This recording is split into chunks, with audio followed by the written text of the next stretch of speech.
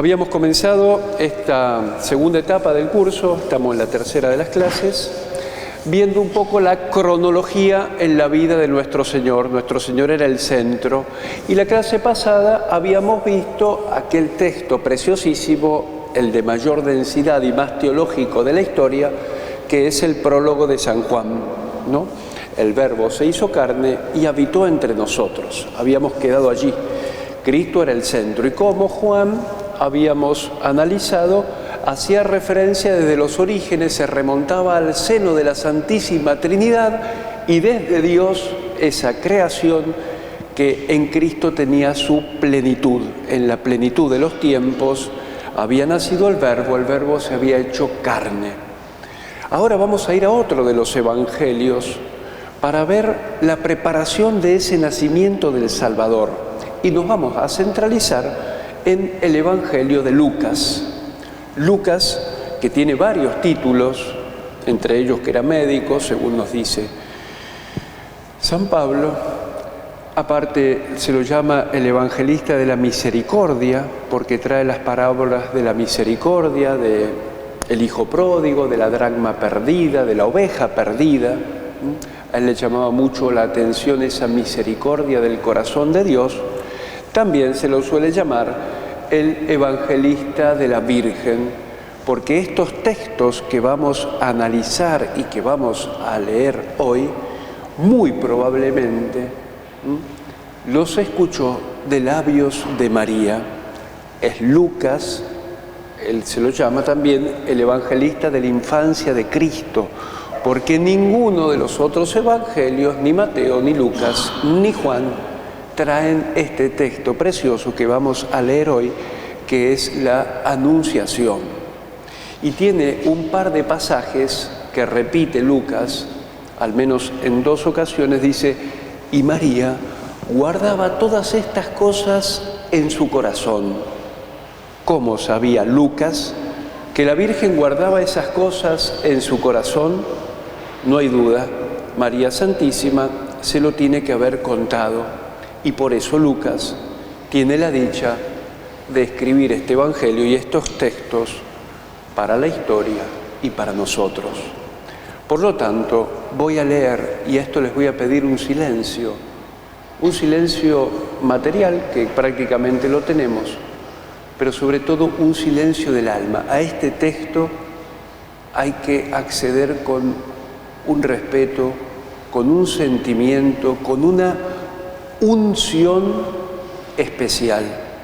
Este texto es único y es de una delicadeza y de una finura que solo Dios podía narrar así a los hombres. Lucas 1:26 y siguiente. Al sexto mes, el ángel Gabriel fue enviado por Dios a una ciudad de Galilea llamada Nazaret, a una virgen comprometida en matrimonio con un varón de nombre José, de la casa de David, y el nombre de la virgen era María. Y entrando donde ella estaba, le dijo, «Salve, llena de gracia, el Señor está contigo». Al oír estas palabras, ella se turbó y se preguntaba qué podía significar este saludo. Mas el ángel le dijo, «No temas, María, porque has hallado gracia delante de Dios. He aquí que vas a concebir un hijo y le pondrás por nombre Jesús. Él será grande y será llamado Hijo del Altísimo. El Señor Dios le dará el trono de David su padre, reinará sobre la casa de Jacob para siempre, y su reino no tendrá fin». María dijo al ángel, «¿Cómo puede ser esto si yo no conozco varón?» El ángel le respondió, «El Espíritu Santo vendrá sobre ti, y el poder del Altísimo te cubrirá con su sombra. Por eso el niño será llamado Hijo de Dios. Y he aquí que tu parienta Isabel en su vejez también ha concebido un hijo y está en su sexto mes, la que era llamada estéril, porque no hay nada imposible para Dios». Entonces María dijo, He aquí la esclava del Señor, que se haga en mí según tu palabra. Y el ángel se alejó. Como pequeño preámbulo al texto que hoy vamos a analizar, estos versículos traen una delicadeza. Así comienza este texto de la Anunciación, nombrando a las personas con nombre propio, identificándolas. Nombra a María, nombra a José y nombra al ángel. El ángel Gabriel, a una virgen comprometida con un varón de nombre José. El nombre de la virgen era María. 3 nombres en escasos versículos. Y habla de una ciudad, da un contexto histórico y cronológico. Cronológico porque dice el 6º mes, y geográfico porque dice a una ciudad de la Galilea llamada Nazaret. Acuérdense, está dando un marco geográfico, histórico, cronológico y hasta un sentimiento social. Está manifestando un gesto de humildad. Cuando Felipe va a visitar y lo invita a Bartolomé o Natanael, que es el mismo apóstol, le dice: hemos encontrado a Jesús de Nazaret, de aquel el que habla las Escrituras.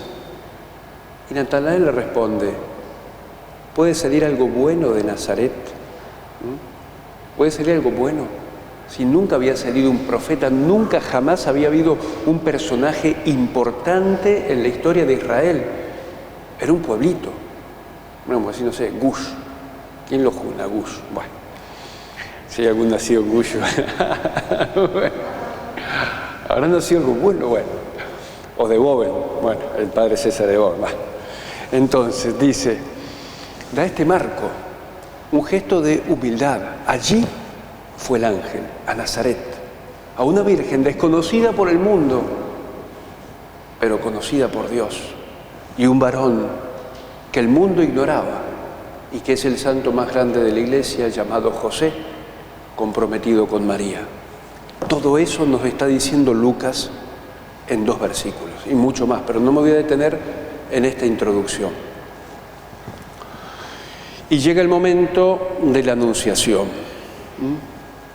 Habían anunciaciones en el Antiguo Testamento y habían vocaciones. En María se dan las 2 cosas. Hay un anuncio y hay una vocación. María es llamada cuando Dios da, de latín vocare, que es llamar.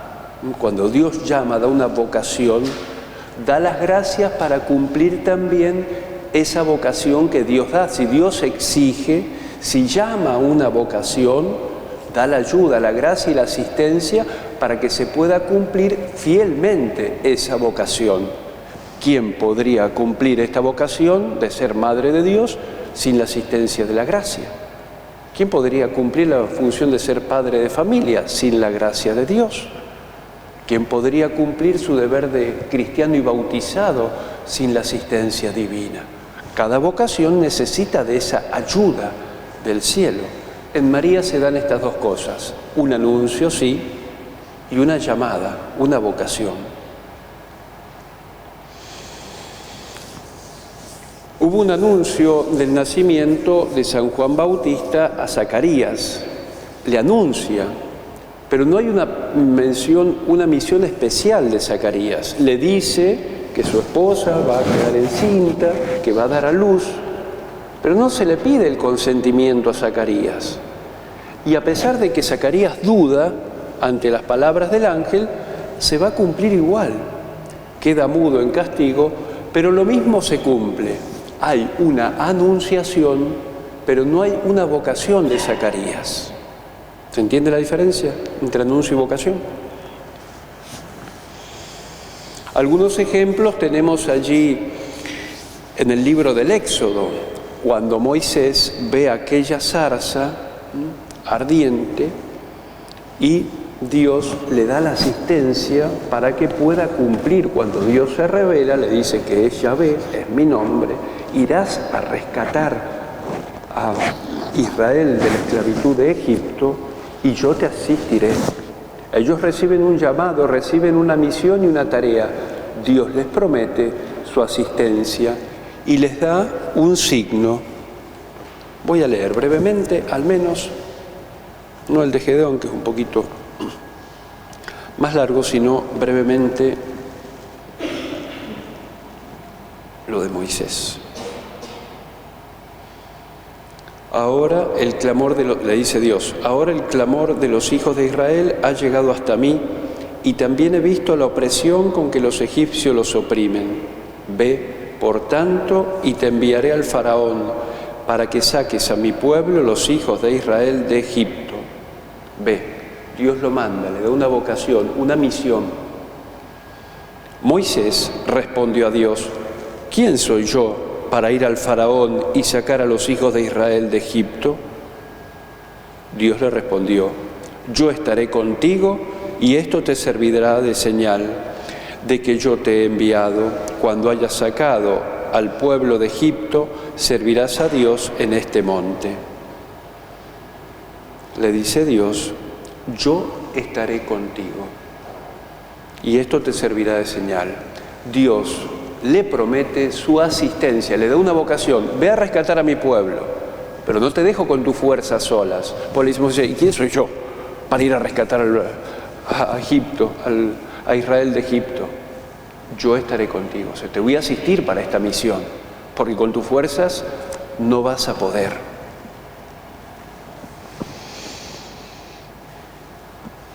Aquí nos encontramos con este texto magnífico, así lo escribió Lucas, en azul está en griego, con esas mismas letras y con esas mismas palabras. Jaire, que jaritomene, joquirios, metasú.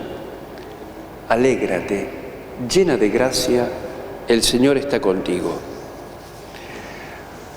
El saludo es Jaire. Muchas veces nosotros lo traducimos cuando rezamos el Ave María, Dios te salve María, Dios te salve. O en latín, Ave María, gracia plena. Ave, que era el saludo al emperador.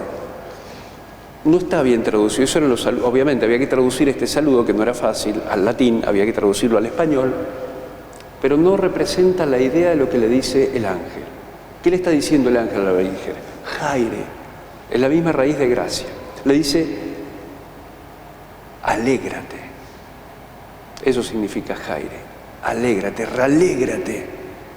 Sé feliz. O sea, este es el saludo de alegría que te traigo. O sea, no es un mensajito. No. Ven que Dios te salve, como traducimos en español, o ave, como es en latín, no traduce esta idea. La idea es esta. Alégrate. Y en la misma Jaire viene la raíz del verbo jarito, que significa gracia. Ahí viene la palabra gracia. Gracia, don gratuito, dado. Alégrate. Hay una gracia y hay una ayuda de Dios. Este es el marco de la Anunciación. Cuando el ángel se le aparece a la Virgen, hay un contexto de alegría. No le dice Dios te salve, yo te saludo, sino del verbo jairo, alegrarse, gozar. Además el ángel siempre trae alegría, así lo dice en diversos pasajes de Lucas. Será para ti gozo, alegría, y muchos se gozarán en su nacimiento. Cuando va a los pastores le dice, os anuncio una gran alegría, que lo es también para todo el pueblo, os ha nacido un Salvador. Este es el mensaje, por eso creo que lo vivimos bien nosotros los cristianos en Navidad, porque esos días de la Navidad hay un clima de alegría en el mundo. Quizá hoy se ha desvirtuado un poco por la compra y venta, los negocios, pero hay un clima de alegría. Y en el fondo está esto, es el anuncio de que viene un Salvador. Así, desde el inicio del llamado de Dios a María, todo está como empapado de la alegría, del gozo y del regocijo.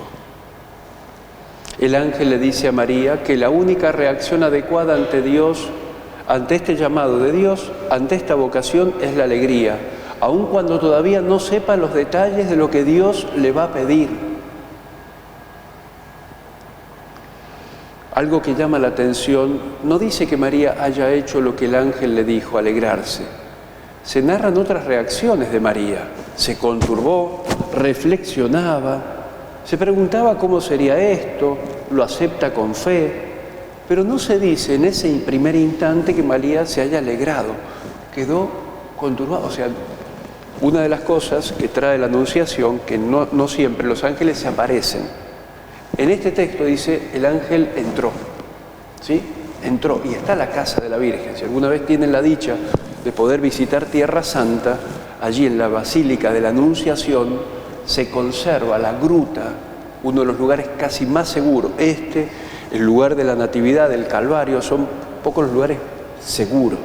Hay otros que probablemente, pero este es seguro, que es el lugar donde el ángel le anunció a María y se produjo la encarnación del Verbo. Es una gruta. Allí, en ese lugar, el ángel entró, donde estaba la Virgen. No sabemos si era a primeras horas de la mañana, si era a mediodía o si era al caer de la tarde. Por eso la costumbre de rezar el Ángelus 3 veces al día, al levantarse, a media jornada y al caer de la tarde, porque la Iglesia, el corazón cristiano, quiere estar presente en este instante. Toda alma cristiana deseaba escuchar el anuncio del ángel y el sí de María, por el cual el Verbo se hizo carne y comenzó la redención de los hombres. Y como toda alma quiere estar presente en ese instante, le rezamos a la Virgen 3 veces al día esa hermosa oración del Ángelus, o en estos días de la Pascua, el Regina Coeli.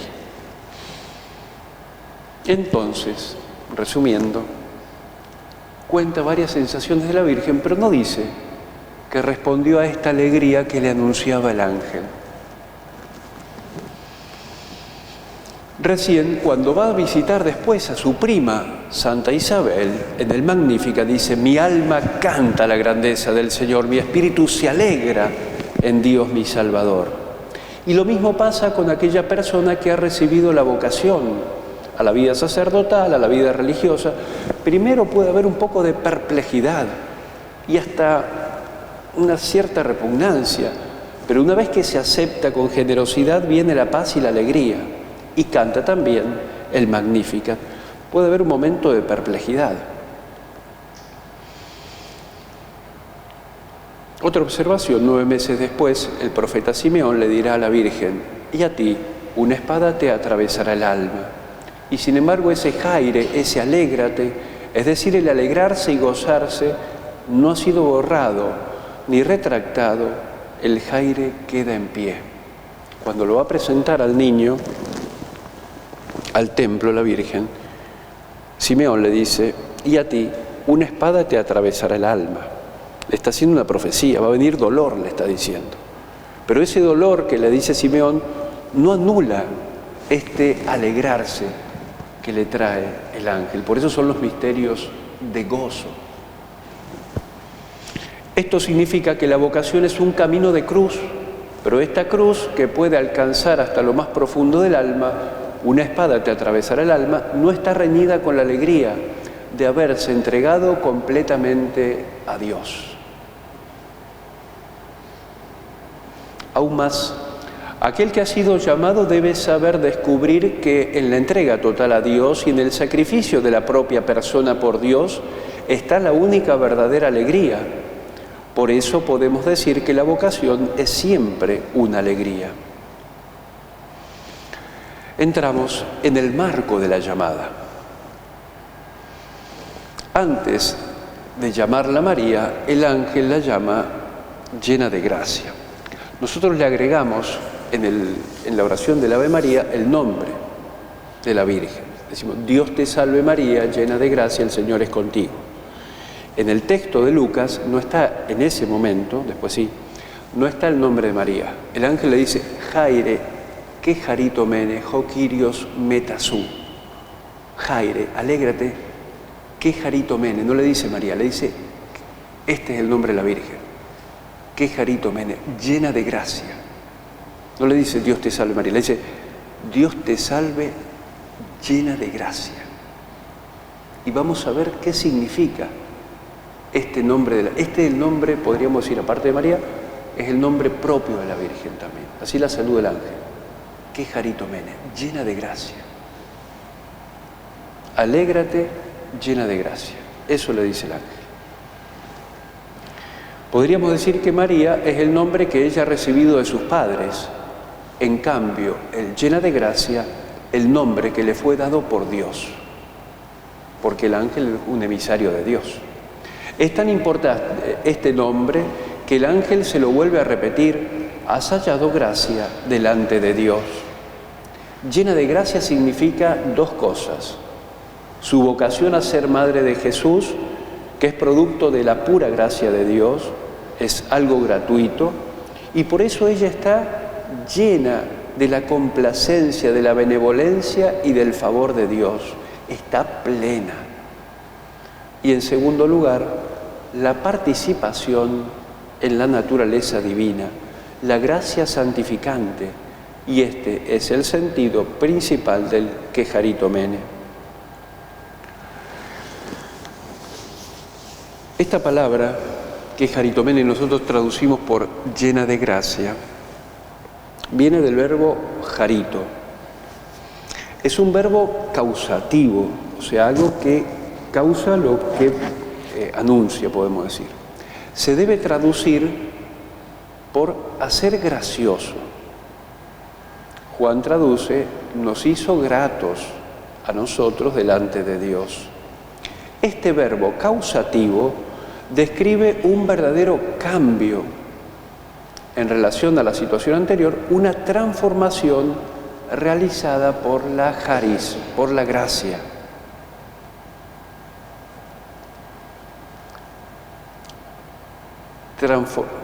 Ya vamos a ver que es más que esto. Alégrate de estar transformada mediante la gracia. Se trata de un participio en tiempo perfecto de voz pasiva. O sea, esto no está por casualidad. Y disculpen que tengamos que hacer este análisis filológico de este término, pero vamos a ver todo lo que significa.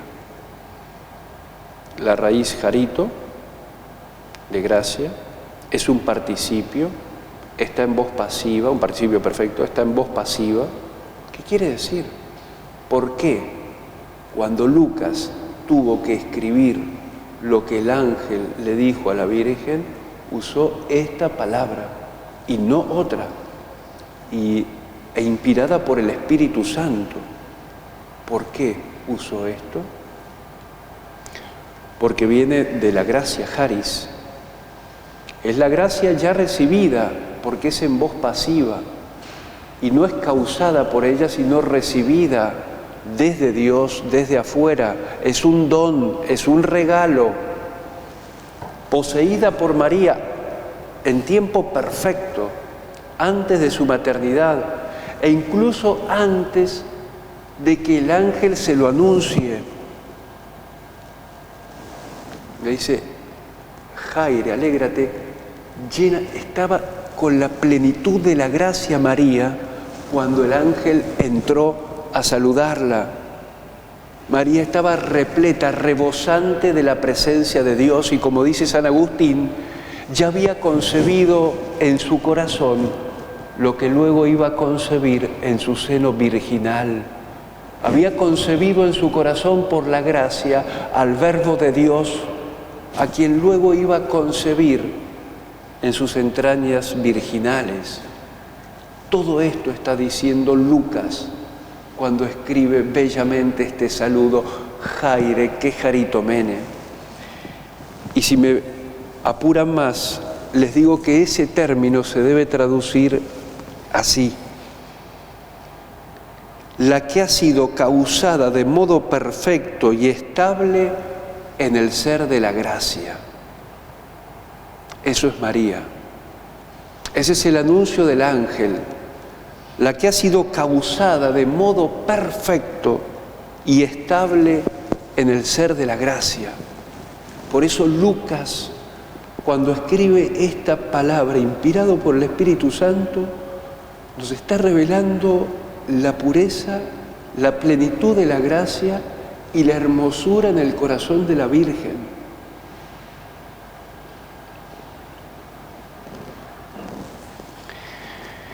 El Papa Juan Pablo dice, la expresión llena de gracia traduce la palabra griega kecharitomene, la cual es un participio pasivo.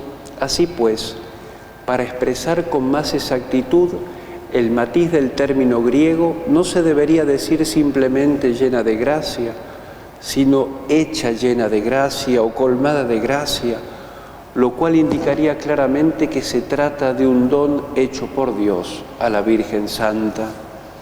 Sigue el Papa. El término kecharitomene, en la forma de participio perfecto, expresa la imagen de una gracia perfecta y duradera que implica plenitud. El mismo verbo, en el significado de colmar de gracia, es usado también en la carta a los Efesios, para indicar la abundancia de gracia que nos concede el Padre en su Hijo amado. María la recibe como primicia de la redención. Dios nos eligió para ser sus hijos, para alabanza de la gloria de su gracia con la que nos hizo gratos en el amado. En Él tenemos, por medio de su sangre, la redención, el perdón de los pecados, según la riqueza de su gracia. María es la primera redimida. En este texto hay una revelación implícita de un dogma que vendrá muchos años después. En el año 1854, el Papa decretó el dogma de la Inmaculada Concepción. La Inmaculada, la sin mancha. Obviamente no podía tener mancha aquella que era kecharitomene, plena de gracia, si no, no hubiera sido la plena de gracia. Y entonces por eso también está vinculado implícitamente la revelación de la Inmaculada Concepción. Es un don de Dios, es algo recibido, es una plenitud y con anterioridad al anuncio del ángel. Por eso, cuando vengan algunas sectas y le digan semejante error satánico, que todas las Biblias son iguales, ustedes respondan que no. Y no puede haber mentira más terrible que esta, como negar el infierno o negar la existencia de Dios. Dice, los protestantes muchas veces traducen Dios te salve, María, agraciada o muy favorecida. Una persona puede ser muy favorecida, no sé, porque se sacó el telequino con 1.500 millones, no sé cuántos hay hoy en día, y si alguno se lo saca me avisa si lo voy a visitar.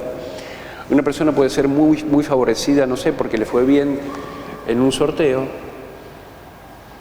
pero lo que el ángel le ha dicho, esa plenitud estable de la gracia como don divino, es muy distinto. Dios te salve llena de gracia, no le dice muy favorecida. ¿Se dan cuenta la diferencia entre una traducción y otra? Lo que significa decirle llena de gracia, decirle muy favorecida. Esto es satánico realmente. Y por eso cuando agarran una Biblia, uno de los primeros textos que tienen que ir a corroborar es Lucas 1:26 y siguiente, porque traducen estos dos textos mal. Llena de gracia por muy favorecida o agraciada, y el texto cuando el ángel le dice a una virgen comprometida con un varón de la casa de David, y ellos traducen a una joven. Pero podía ser una joven y no virgen necesariamente. Y el término, ¿no?, que usa, ya sea en hebreo o en griego, que es partenos, en griego, significa virgen. Entonces cuando vean que dice una joven concebirá y dará a luz un hijo, Isaías 7:14 o Lucas 1:26, ahí tiene que decir: una virgen concebirá y dará a luz un hijo y le pondrán por nombre Emmanuel, que significa Dios con nosotros. La vocación en nosotros también es algo gratuito. La vocación, el llamado a una misión especial, es pura gracia de Dios, tanto en María como en cualquier persona que ha sido llamada. Estas palabras del ángel significan que en toda vocación la iniciativa es de Dios, es algo absolutamente gratuito. Lo dice Jesucristo: no sois vosotros los que me habéis elegido a mí, soy yo el que os elegí a vosotros y os destiné para que vayáis y deis fruto. Entonces la iniciativa siempre es de Dios, es Dios el que llama, el que elige. El marco de esta llamada. Esto se refiere a la ayuda que Dios le asegura a María. No se habla de una presencia genérica de Dios, sino de una asistencia real, eficaz, efectiva. Esta frase no está dicha en el Antiguo Testamento a cualquier persona, sino solamente a aquellos que han sido de una manera especial llamados por Dios. Esta seguridad no se le da en la Biblia a cualquier israelita, sino solamente a los grandes llamados en la historia del pueblo de Israel, como es el caso de Jacob, Moisés, Josué, Gedeón y David. El caso de Moisés es el que leímos recién, Éxodo 3, 10 al 12. Y como ya lo leí ese, no se los voy a leer, pero sí les voy a leer el llamado a David.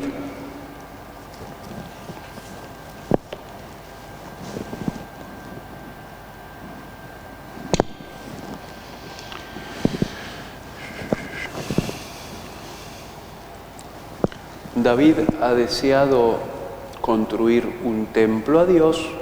Dios le habla al profeta Natán y le dice que le hable al rey David de su parte.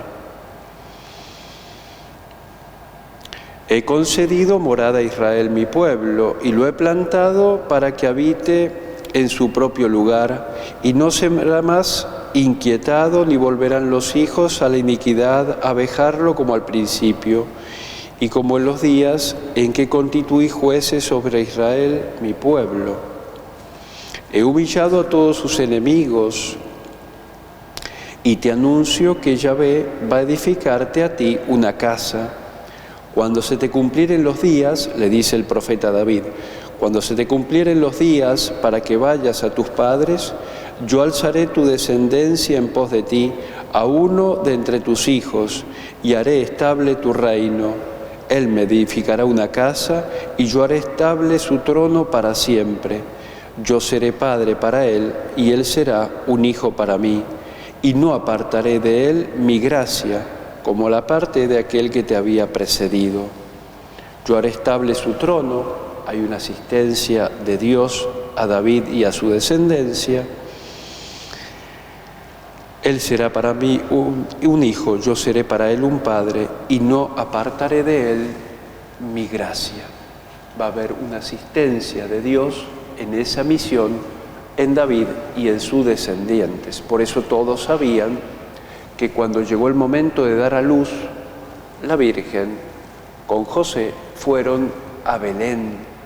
¿Por qué iban a Belén María, José, en el camino?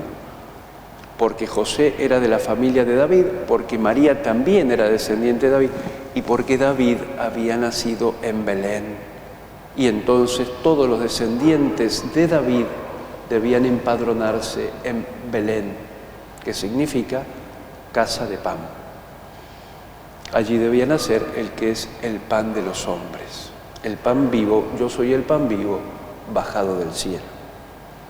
Y pueden ir a comprar a Panadería Belén también, entonces hacen un chivo.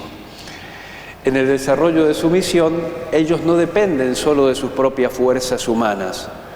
Dios no se limita a llamar abandonando después a sí mismos a los que ha llamado. sino que los acompaña y los hace capaces de desarrollar su misión. Sigue interesándose y permanece fiel. Les asegura su constante asistencia. Por lo tanto, el telón de fondo de la vocación de María y de toda vocación será la alegría intensa, la complacencia de Dios y la asistencia permanente para poder cumplir con su misión divina.